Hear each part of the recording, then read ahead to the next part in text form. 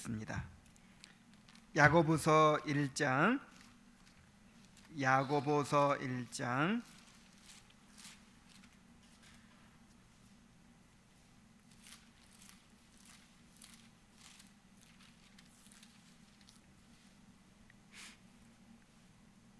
2절부터 보겠습니다. 야고보서 1장 2절부터 내 형제들아 너희가 여러 가지 시험을 당하거든 온전히 기쁘게 여기라. 여기서 여러 가지 시험은 이제 우리가 당할 수 있는 모든 고난을 말하는 거죠. 어떤 종류의 고난이건 다 얘기하는 거예요. 근데 여러 가지 시험을 만나거든 어떻게 여기라? 온전히 기쁘게 하는. 그러니까 조금 더 의심하지 말라는 거예요.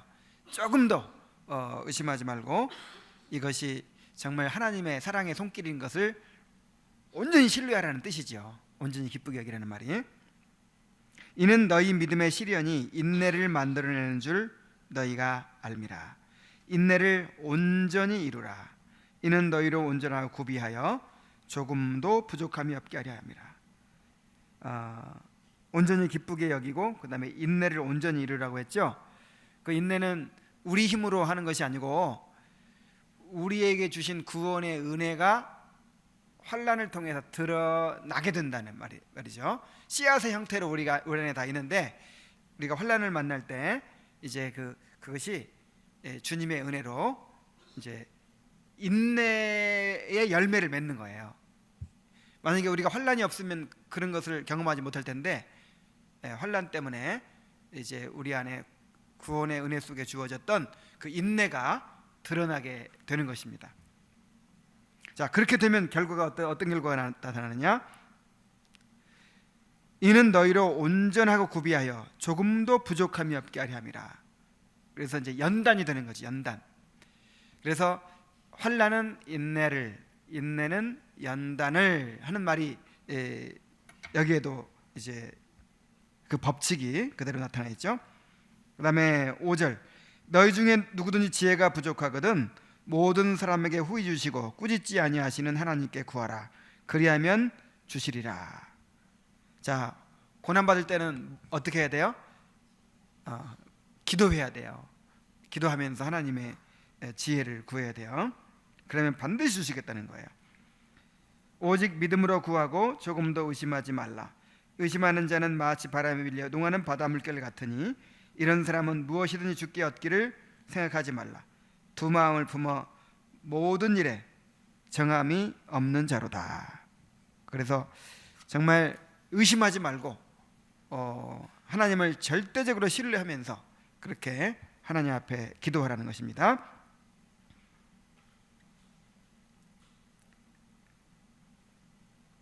여기까지만 보고 이제 우리 기독교 강요 본문으로 들어가도록 하죠.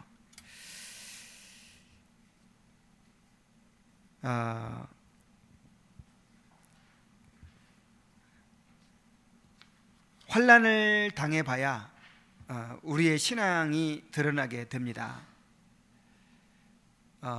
이 시험이 있기 전까지는 우리의 신앙이 어느 정도인지, 경건이 어느 정도인지 알 수가 없어요. 정말 내가 의지하고 있던 것이 무엇인지가 그때 드러나요. 정말 내가 하나님만을 의지합니다. 그런데 진짜 하나님만 의지하는지 어떻게 알아요? 환난의 때에 아는 거예요. 정말 하나님만 즐거워하는 사람인지 그때 되면 알 수 있어요. 정말 하나님을 즐거워하는 사람이라면 어떻게 할까요? 그런 뭔가 잃어버리고 상실하고 그다음에 정말 어떤 고난과 환난 가운데 있을지라도 흔들리지 않겠죠. 근데 말은 뭐 하나님만 의지한다고 하고 하늘의 기업을 바라본다고 하고 하나님을 즐거워한다고 하는데 뭔가 이제 잃어버리게 되고 내가 의지하던 것 놓치게 되고 이럴 때 낙심에 빠지고 그야말로 그냥 헤어나오지 못한다면 그 사람은 하나님 의지하는 사람이 아니었잖아요. 그래서 정말 이 고난의 때에 그 사람의 이제 그 신앙이 드러난단 말이에요. 그런데 우리의 책임도 있어요. 그때 우리가 하나님께 우리의 진정한 믿음을 고백할 수 있는 기회이고 찬양할 수 있는 기회예요. 하나님께 영광 돌릴 수 있는 기회가 되는 줄로 믿습니다. 욥이 항상 하나님을 경외하고 찬양했잖아요. 근데 만사 형통할 때 찬양한 거하고 정말 고난받을 때 찬양한 거하고 언제 하나님이 더 영광 받으셨을까요? 다 잃어버렸는데도 주신 자도 여호와시요 가져가신 자도 여호와시요 하나님은 찬송 받으시리로다. 그때 하나님께서 마귀하고 지금 내기하고 있잖아요. 우리의 삶을 통해서 하나님의 나라가 드러나는 것이거든요. 우리의 삶을 통해서 복음이 드러나는 것이고 이 그리스도가 드러나는 것이거든요. 근데 언제 드러나냔 말이에요. 평탄한 환경에 드러나는 게 아니에요. 고난의 때에 드러나요. 그래서 고난의 때는 정말 우리가 우리의 믿음을 하나님께 올바로 고백하고 우리의 소망이 오직 하늘에 있음을 고백하고 정말 내가 오직 하나님만 의지한다고 하는 믿음을 고백할 수 있는 기회가 되는 거예요.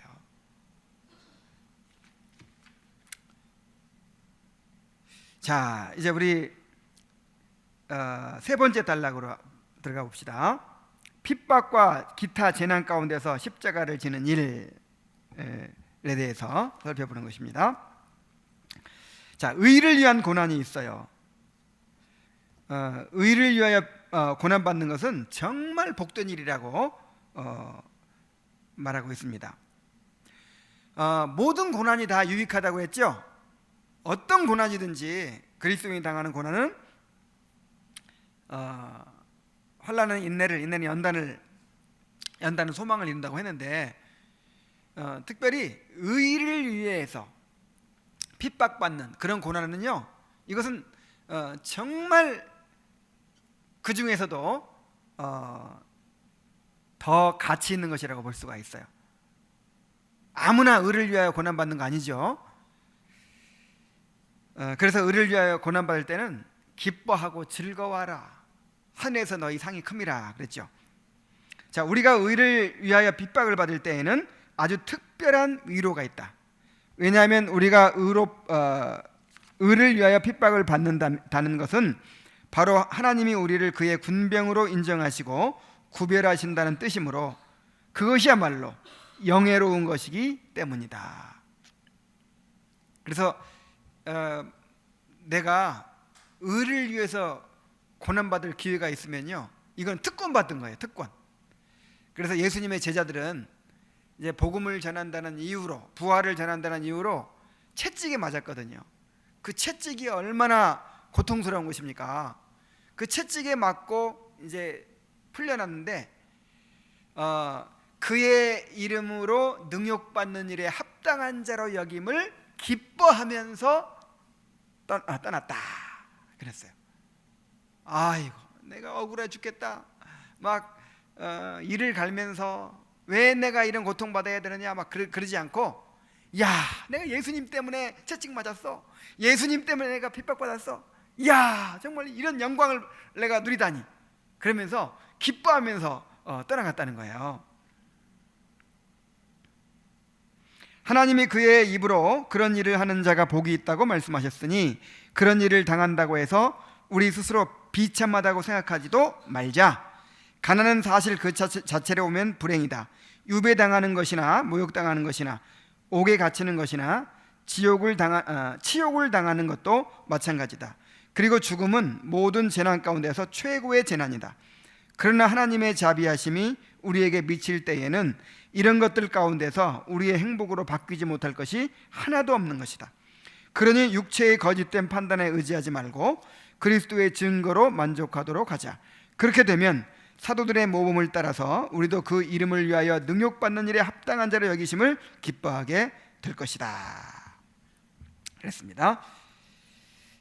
또 계속 봅니다. 이 세상에서 집을 빼앗기면 하나님의 권속에게 더 큰 영접을 받게 된다. 괴로움과 멸시를 당하면 우리는 그리스도 안에서 더욱더 견고하게 뿌리를 받게 된다. 치욕과 부끄러움으로 낙인이 찍히면 하나님 나라에서 더 높은 자리를 얻게 된다. 그리고 죽임을 당하면 그로 말미암아 영생에 곧바로 들어가게 되는 것이다. 주께서 그렇게 값진 것으로 인정하신 일을 오히려 이 세상에 허망되고 곧 사라질 온갖 유혹거리들보다 더 하찮은 것으로 보는 것을 부끄럽게 여겨야 할 것이다.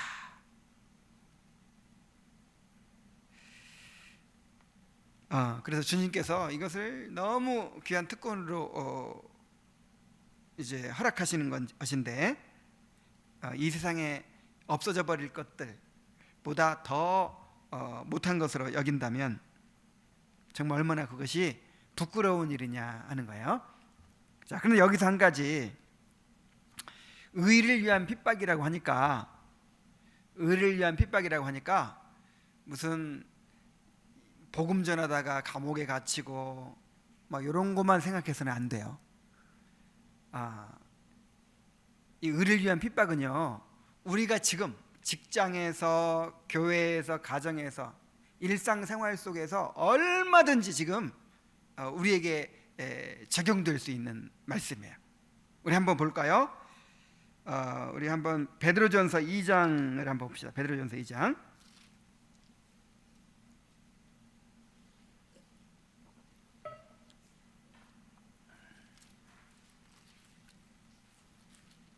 자, 베드로전서 2장 18절을 한번 보세요.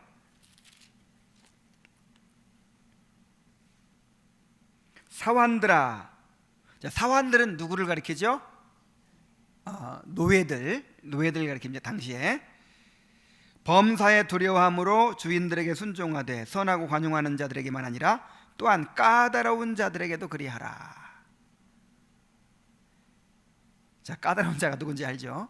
성질 더럽고 그냥 함부로 대하고 막 이런 사람들이 말이죠. 부당하게 고난을 받아도 하나님을 생각함으로 슬픔을 참으면 이는 아름다우나 죄가 있어 매를 맞고 참으면 무슨 칭찬이 있으리요. 그러나 선을 행함으로 고난을 받고 참으면 이는 하나님 앞에 아름다우니라.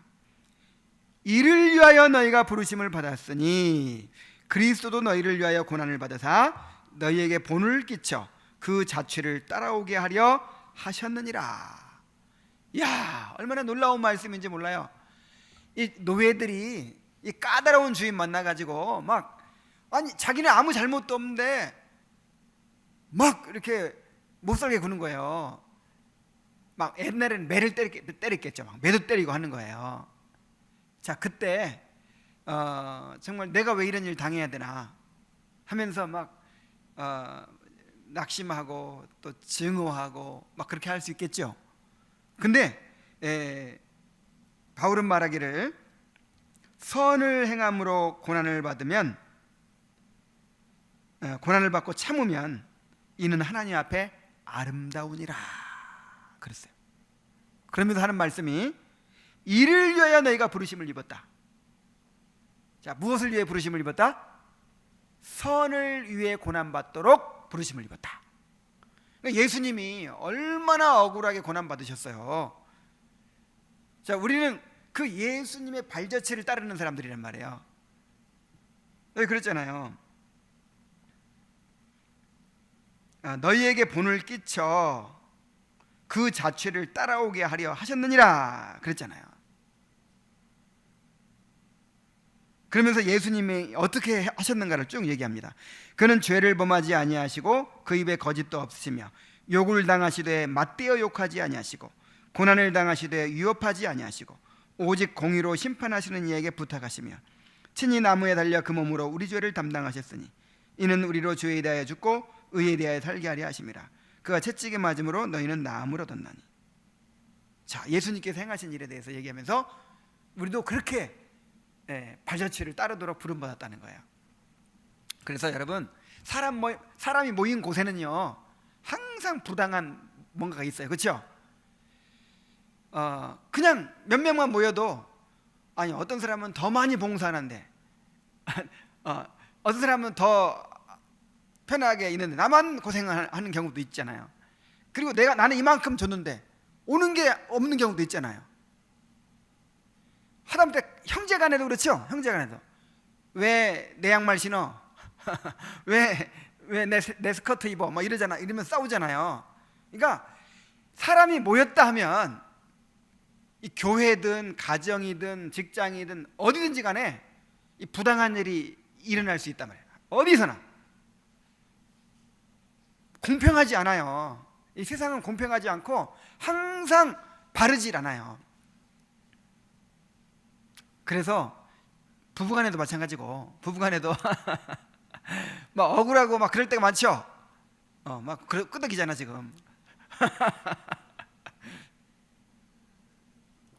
그러니까 이런 말씀, 그러니까 얼마나 참 은혜로운지 몰라요. 이런 말씀들을 꼭 선교지에 가가지고 막 복음 전하다 감옥에 갇혀 여기만 해당되는 게 아니라 부부간에 부부간에 좀 부당한 일 당하는 거, 좀 억울한 거, 여기에도 해당된단 말이에요. 여기에도. 그럴 때도 어떻게 하라? 참으라는 거예요. 인내하라는 거예요. 야, 근데 뭐 말은 좋아. 그냥 뭐 주님을 위해 나를 드립니다. 뭐 아굴골짝 빈들에도 복음 들고 가오리다. 막 하여간 주님께 내 삶을 드리겠다고 하면서 실제로 뭐 요만 공동체 안에서 요만큼만 내 뭐 부당하게 여겨지는 일 있잖아요. 뭐 손해 보는 일 있잖아요. 그는 못 참아요. 정말. 그러면서 항상 이제 내 이익 때문에라고 하질 않죠. 이게 다 이게 주님을 위해서라고 항상 얘기하면서, 교회를 위해서 하면서 이만큼도 정말 손해 보려고 하지 않고, 부당한 일을 당하려고 하지 않고, 희생하려고 하질 않아요. 그래서 여러분, 그 산상순을 우리가 많이 공부했죠. 그 산상순 내용이 다 그거잖아요. 오른편 뺨을 치면 왼편을 돌려대고, 속옷을 달라고 하면 겉옷까지 내어주고, 또 오리를 억지로 가고자 하면 심리까지 홍행해 주라. 그러니까 세상의 원리와 다른 거예요. 왜냐하면 우리는 주님의 발자취를 따르는 사람들이니까. 그리고 주님께서 갚아주시니까. 주님께서. 그러니까 주님이 없는 거야. 세상 사람들 주님이 없으니까 요만큼이라도 손해보면 돼, 안 돼요? 안 되죠. 그러니까 막 부부간에 그렇게 머리가 터지게 싸우고, 막 형제간에 싸우고, 그냥 교회 안에서 싸우고, 그냥 그렇게 하는 거잖아요. 그래서 정말 구원받은 사람들이라면, 정말 하나님을 의식하고 살아가는 사람들이라면 선을 행함으로 고난받는 것을 억울해해서는 안 돼요. 그러니까 죄가 있어 매를 맞고 참으면 이건 당연한 거야. 이건 아무런 자랑이 될 수가 없어요. 그러나 선을 행함으로 고난받고 참으면 이건 하나님 앞에 어떤 것이다? 아름다운 것이다. 이게 신앙이야, 이게. 그래서 혹시 그런 기회가 생기면 이제 기회가 왔다 생각하면서 정말 받아들이시기 바랍니다. 자, 8절을 보겠어요. 십자가를 지며 당하는 고난. 의를 위하여 당하는 고난에는 주님의 풍성한 위로가 있기 때문에, 이런 형태의 십자가야말로 신자들에게 지극히 합당한 것이기 때문에, 그 십자가를 통해 그리스도께서 우리 속에서 받기를 원하시기 때문에, 만일 그 십자가를 기꺼이 지지 않는다면 그것이야말로 정말 배은망덕한 일인 것이다. 십자가가 왔을 때 그거를 지지 않으려고 하면 어떤 짓이다? 배은망덕한 짓이다.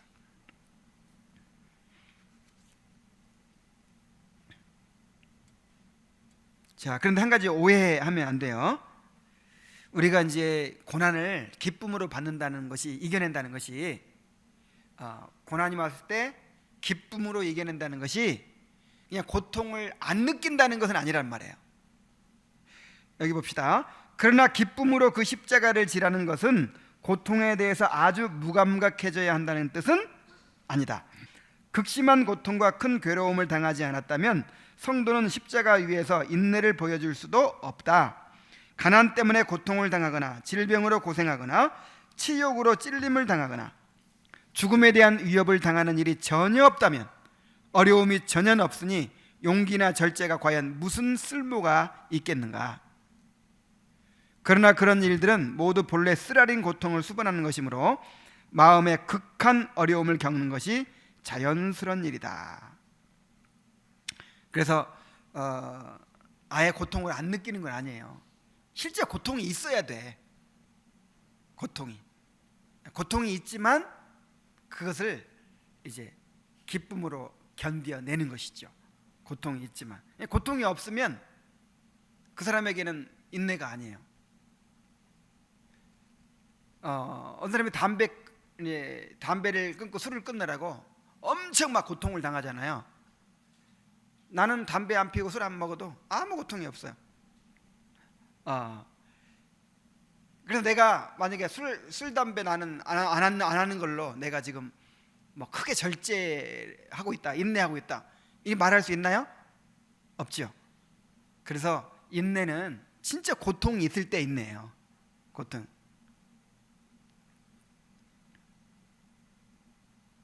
그러나 하나님의 위로가 있다. 슬픔과 암울함으로 짓눌린 상태에서도 그는 하나님께로부터 오는 신령한 위로로 만족하며 그 가운데서 안식을 누리는 것이다. 그러니까 고통은 느껴요. 고통이 있어요, 실제로. 근데 그 고통에 비례해서 고난이 많을수록 그리스도의 위로도 더 큰 것입니다.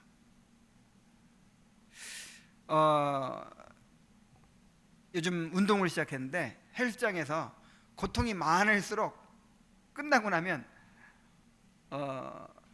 아주 그냥 보람이 있어요. 기분이 너무 좋아요. 근데 대충 깔짝깔짝 하다가 힘든 거 못 견디고 에이 그냥 가자 하고 오면요, 실패자가 된 느낌이야. 아이고 오늘도 나를 못 이겼구나.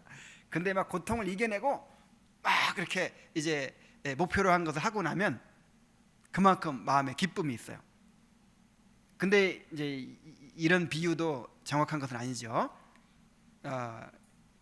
주님이 주시는 위로가 있기 때문에 이 고통이 있지만은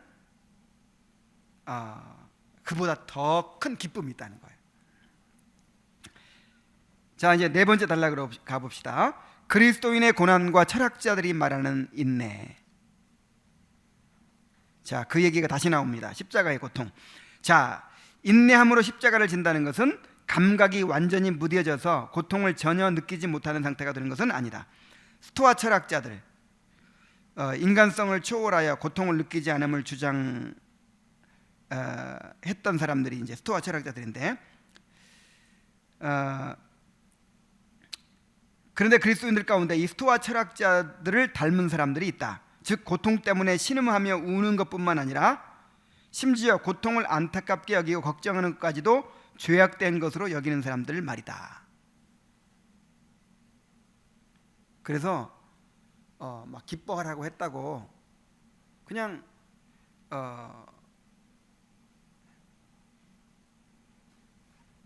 부모님이 돌아가셔서 막 우는데 막 나무라는 거예요. 천국 갔는데 기쁜 일인데 왜 우냐고 막. 자, 슬퍼요 안 슬퍼요? 부모님 돌아가시면 아무리 믿음이 있어도 슬프죠. 울어야 돼. 근데 만약에 몇 날 며칠 계속 그냥 울고만 있으면 이건 잘못된 거지만 당시에는 울 수밖에 없죠. 슬플 수밖에 없죠. 이것마저도 부인하면 이건 잘못된 거예요.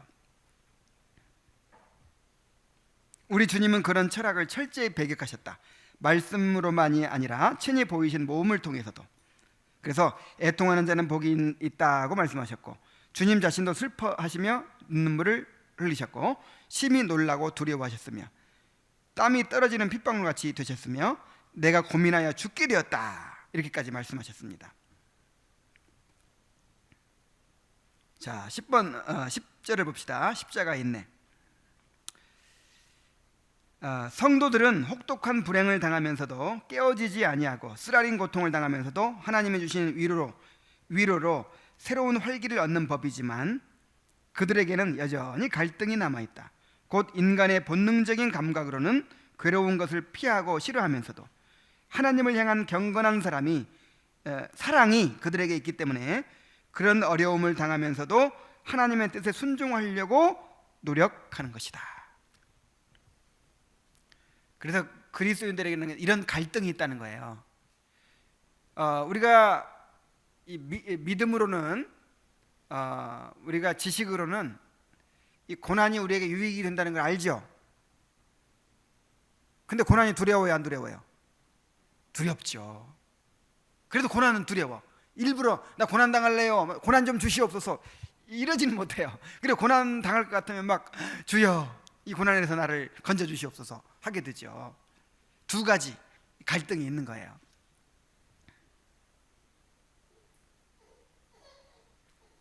자, 베드로의 예를 들었어요. 그러면서 요한복음 21장 18절에 내가 젊어서는 스스로 띠띠고 원하는 곳으로 다녔거니와 늙어서는 내 팔을 벌리리니 남이 내게 띠띠우고 원하지 아니하는 곳으로 데려가리라. 그러니까 이 말씀에 보면은 고난받는 게 베드로의 뜻이었어요, 아니었어요? 자, 베드로가 주님과 함께 고난받기를 원했잖아요. 근데 베드로가 십자가에 거꾸로 달려 죽었다고 하거든요. 근데 그것이 베드로가 원하는 것이었어요, 아니었어요? 원하는 것이 아니었어요. 왜냐하면 여기 원하지 아니하는 곳으로 데려가리라 그랬잖아요. 베드로조차도 막 일부러 막 고난 당하려고 하진 않았단 말이에요. 앞으로 당해야 될 그 끔찍한 죽음을 생각하면 공포에 질렸고 그것을 피하고 싶은 마음이 간절했을 것이다. 이게 베드로의 마음이었다는 거예요. 그러나 한편 그를 부르사 그런 죽음을 죽게 하시는 분이 바로 하나님이시라는 것을 생각하면 두려움이 사라지고 억제되었고 그리하여 그는 기쁨으로 죽음을 맞을 수 있었던 것이다.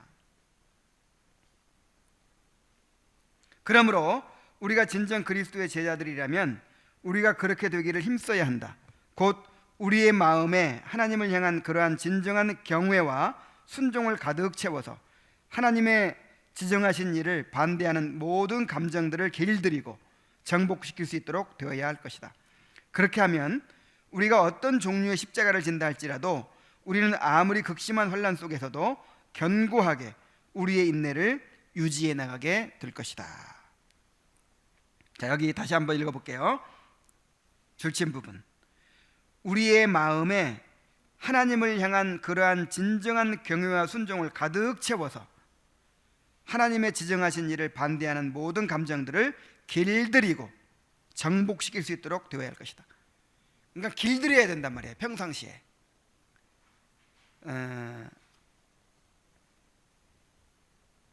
이 자기 사랑이 너무 강해가지고 자기애가 너무 강해가지고 항상 고통은 피하고 항상 정말 좋은 일만 당하기를 바라고 막 그 정신으로 막 살아가요. 그럼 갑자기 고난이 닥쳤을 때 이게 이제 믿음으로 받아들여지지 않는 거예요. 순종이 안 되는 거예요. 그래서 우리가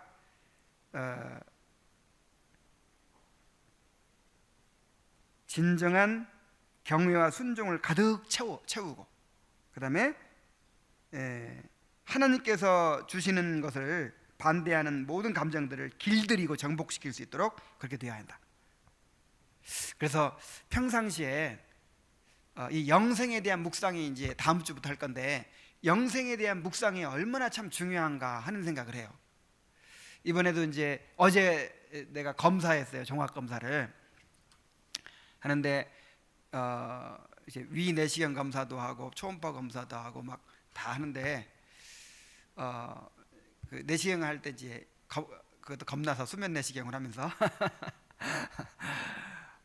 그런 생각을 했어요. 야, 내가 언젠가는 죽잖아요. 근데 어떻게 죽을까요?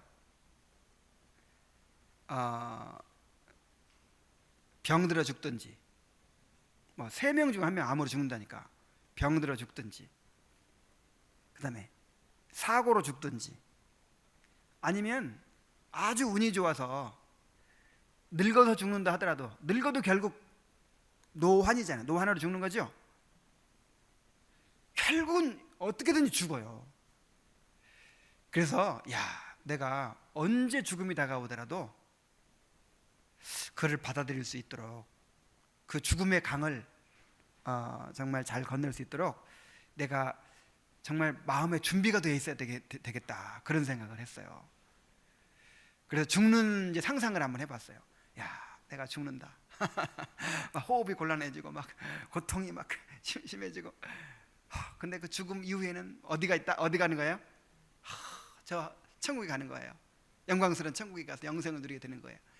그래서 그 죽음 이후에 그 영생에 대한 묵상이 없으면 얼마나 죽음이 두려울까. 그래서 정말 평상시에 영생에 대한 묵상이 항상 우리에게 있어야 되겠다, 이런 생각을 합니다. 그것이 있어야 주님께서 우리에게 허락하신 일들에 대해서 우리가 쉽게 받아들일 수 있는 거예요. 역경이 우리를 심하게 찌르고 쏠 것이다. 질병으로 고생하게 되면 탄식하며 불안해하며 건강을 갈구하게 될 것이다. 가난에 찌들리게 되면 걱정과 안타까움에 가슴이 아파오는 것을 느끼며 치욕과 경멸과 불법의 아픔을 느끼게 되고, 사랑하는 사람들의 죽음 앞에서 저절로 흘러내리는 눈물을 어찌할 수 없는 일도 있을 것이다. 이건 누구나 당하는 거니까, 누구나. 그러나 우리의 결론은 언제나 주님이 그렇게 뜻하신 것이니 우리도 그의 뜻을 따르자는 것이다. 정말이지, 찌르도록 아픈 고통 가운데서도 한숨과 눈물이 그치지 않는 현실 속에서도 반드시 그런 생각이 날 것이다. 그리고 그런 생각이 그렇게 어렵게 당하고 있는 그 일들을 기쁨으로 견디고 나아가도록 우리를 이끌어 줄 것이다, 그랬어요. 주님께서 그렇게 뜻하신 것이니까 내가 받아들여야 된다 하는 이런 순종의 마음을 가져야 된다는 것이죠. 그리고 오히려 기쁨으로 견디고 나아가도록 그렇게 해야 된다는 것이죠. 자, 마지막으로 이제 11절 철학자들의 인내와 그리스도인의 인내를 봅시다. 자, 철학자들의 인내와 그리스도인의 인내가 어떤 점이 다를까요?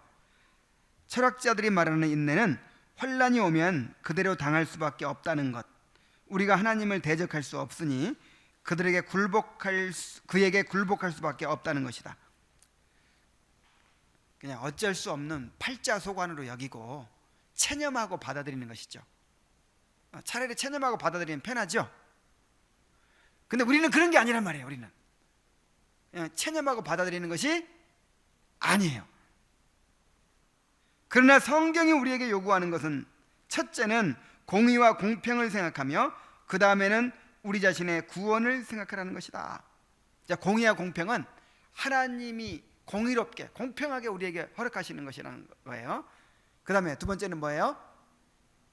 우리의 구원을 위해서 이것을 허락하셨다는 거예요. 결국 우리가 구원의 과정을 지금 살아가고 있잖아요.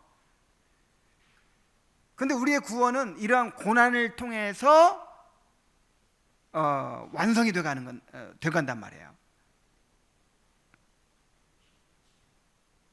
그래서 우리가 기뻐할 수 있는 거죠. 그래서 받아들일 수 있는 거죠. 가난이나 유배, 옥에 갇히는 것이나 모욕, 질병이나 가까운 사람들이 죽는 일이나 어떤 형태의 악한 일이 생기든 간에 그런 모든 일들 하나하나가 하나님의 뜻과 그의 섭리가 아니고서는 일어나지 않는다는 것을 생각하여야 하며, 더 나아가서 하나님께서 지극히 완전한 질서대로 그런 모든 일을 행하신다는 것을 생각하여야 하는 것이다. 그러면 무슨 뜻인가?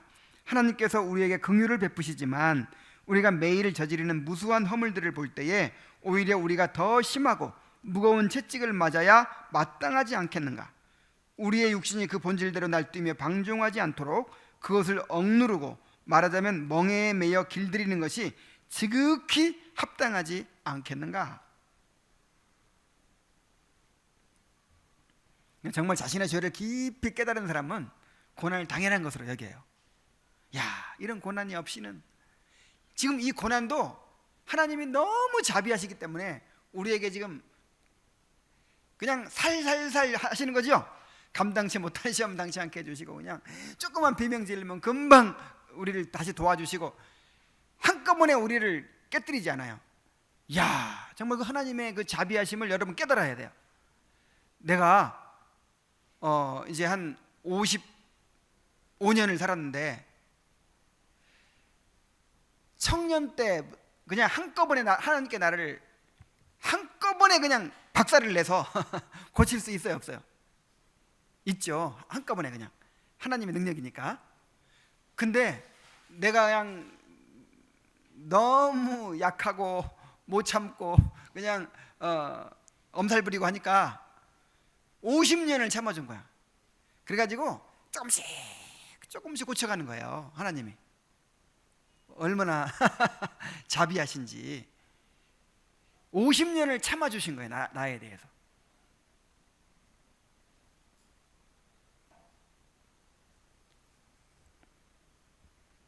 나의 어리석음과 그 미성숙함과, 야, 참 그렇게 자기중심적으로 행하고 자기 의의를 쌓고 이런 것들을 그냥 한꺼번에 막 나를 박살내버릴 수 있을 텐데 하나님이 오래 참으시고 서서히 나를 이렇게 빚어 오셨어요.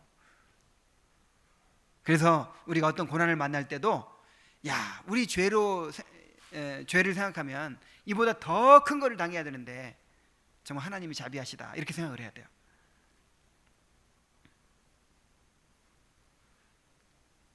그러나 하나님의 공평하심이 환난을 통해 드러나는 것이 분명할진데 그것에 대하여 불평하며 대항한다면 그것은 정말 죄악된 짓일 것이다. 이제 우리는 굴복할 수밖에 없으니 굴복하여야 한다는 식의 철학자들의 헛된 이야기를 듣지 않는다. 오히려 우리는 다음과 같은 활기 있고 힘 있는 교훈을 듣고 따른다. 순종하라. 이는 대항하는 일이 불법이기 때문이다. 인내로 참으라. 이는 참지 못하는 것이 하나님의 공의를 대적하는 반역 행위이기 때문이다.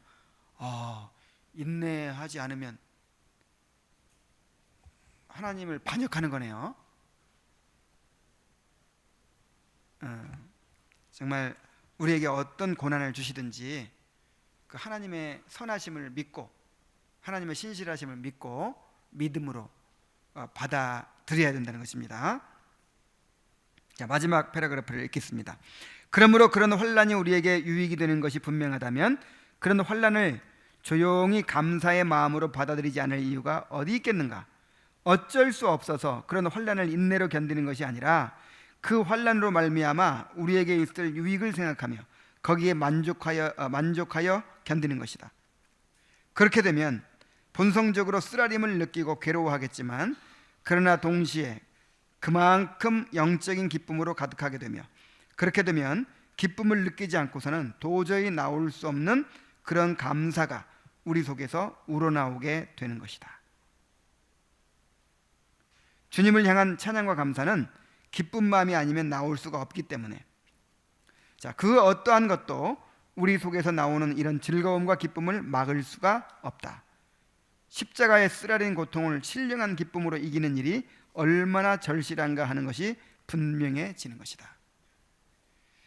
그러니까 지난주에도 말씀드렸지만 그리스도인의 인내는 그래 참자 하면서 이를 악물고 막 그렇게 부득부득 이를 갈면서 그렇게 참는 거 아니에요.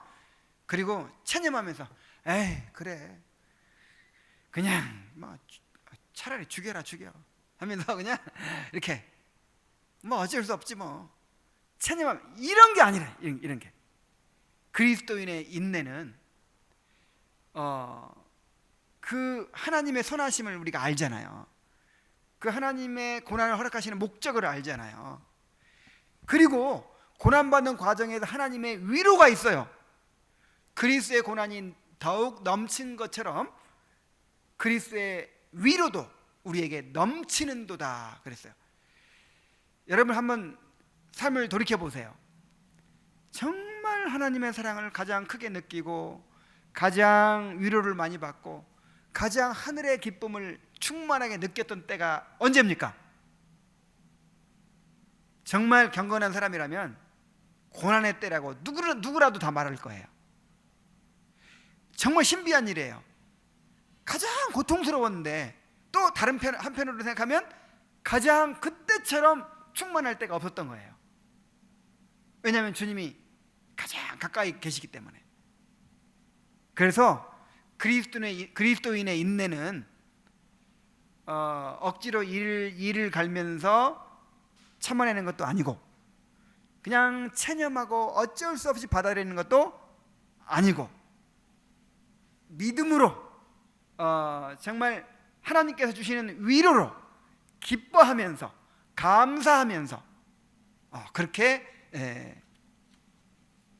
이겨내는 것입니다. 견뎌내는 것입니다. 이것이 바로 십자가라고 그랬어요. 예수님께서 말씀하셨죠. 누구든지 나를 따라오려거든 자기를 부인하고 자기 십자가를 지고 나를 쫓을 것이니라 그랬습니다. 그러니까 자기 십자가, 누구에게나 자기 십자가가 있는 거예요.